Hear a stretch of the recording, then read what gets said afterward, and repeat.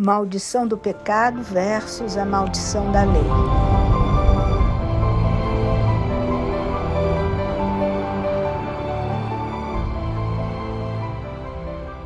A maldição do pecado é quando você consegue o que quer, mas sofre as consequências. É como o cara que entra furtivamente na casa de alguém e comete adultério com uma mulher, e o marido chega em casa e os pega. Ele fez o que queria, mas agora ele vai sofrer algumas consequências que ele não quer. Ele pode ser morto antes de sair de lá. Assim como as pessoas que desviam dinheiro, eles conseguem o que querem. Eles ganham um monte de roupas novas. Eles compram um carro novo. Eles ficam bem e compram um monte de coisas novas. E então eles são pegos. Eles não queriam ir para a prisão. É quando, de repente, eles começam a dizer: eu sou uma vítima. E, Deus, por que você não está me ajudando? E fui perdoado por Deus, então você não deve me pedir para pagar de volta.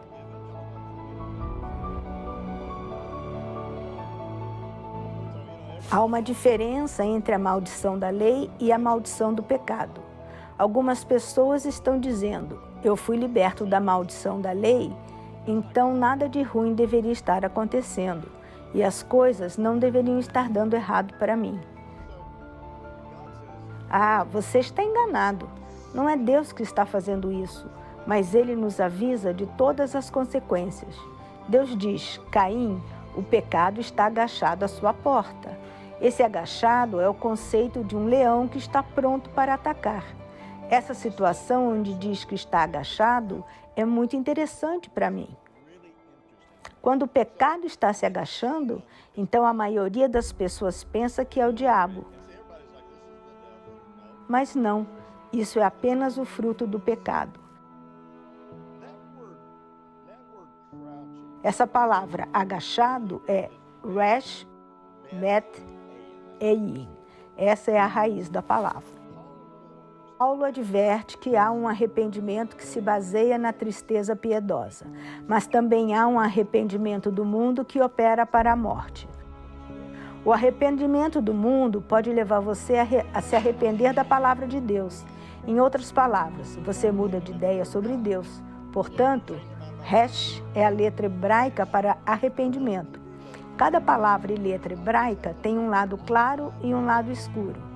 O lado da luz de resh, arrependimento, seria se arrepender e se voltar para Deus, conectar-se com Deus e realmente obter um novo começo e começar uma nova viagem. O lado escuro seria se afastar de Deus e se voltar para dentro. A segunda letra, bet, é sempre sobre o seu coração.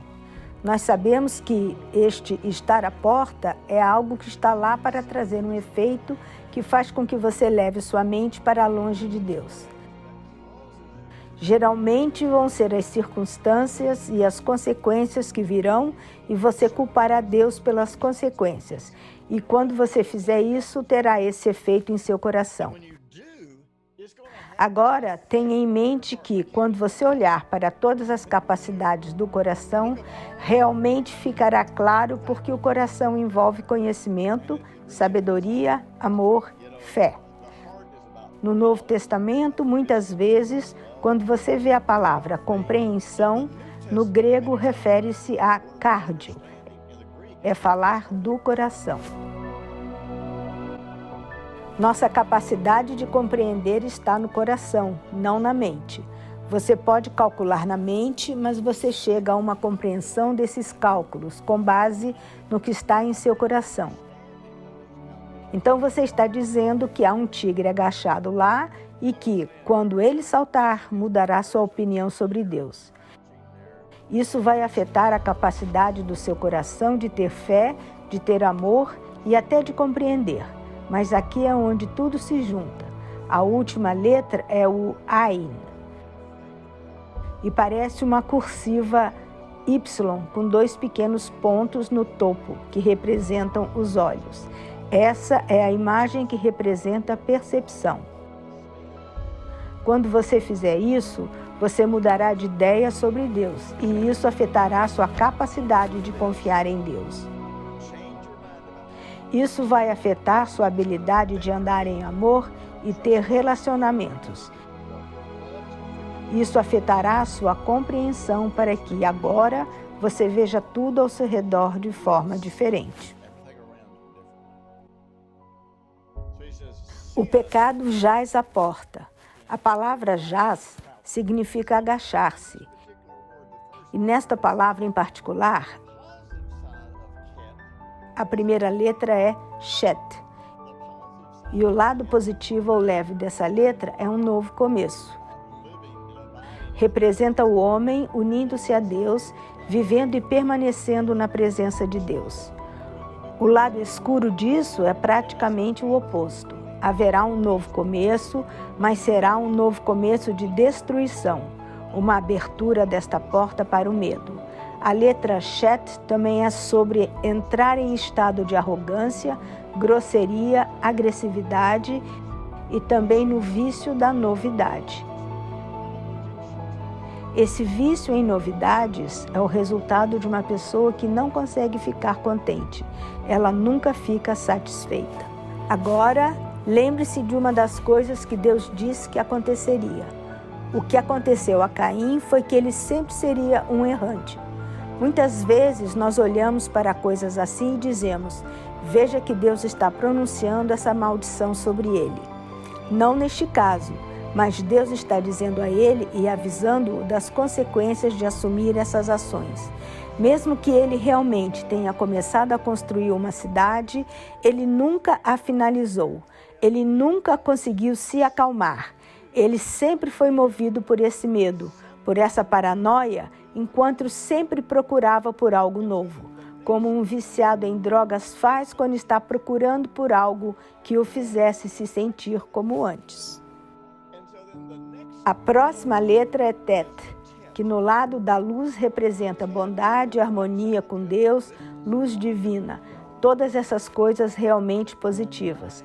Mas a sombra, ou o lado escuro, é um otimismo irreal, enfatizando demais a bondade, mas tendo falta de profundidade, em busca de respostas fáceis e pensamento falso positivo. Então, o pecado significa que vou perder minha harmonia com Deus, o que você vai ver na próxima letra. Se estou sendo otimista de forma irrealista, isso pode me levar a pensar que apenas ser sincero sobre as coisas é suficiente, mas não é. O Tet também representa uma ênfase exagerada na bondade. Mas se sou bom, sou por definição de quem? A próxima letra nesta palavra para pecado é o Aleph. É a primeira letra do alfabeto hebraico. É um Yod, um apóstrofo, um horizontal. Vav e outro Yod. É sobre a harmonia entre Deus e o homem, o céu e a terra. O Vav é a letra que representa o homem, o número 6, e está dizendo que o homem é aquele que harmoniza o céu com a terra. Quando Jesus falou sobre amarrando e soltando, por que eles não fizeram 1 milhão de perguntas? Porque eles sabiam sobre o que ele estava falando. Eles não ficaram confusos.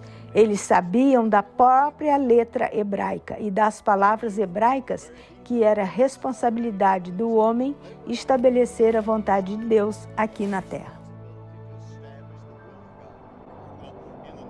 Agora, na nova aliança, porque fomos muito influenciados pelo gnosticismo, paganismo, misticismo e semelhantes, supomos que devemos implorar a Deus para estabelecer sua vontade na terra.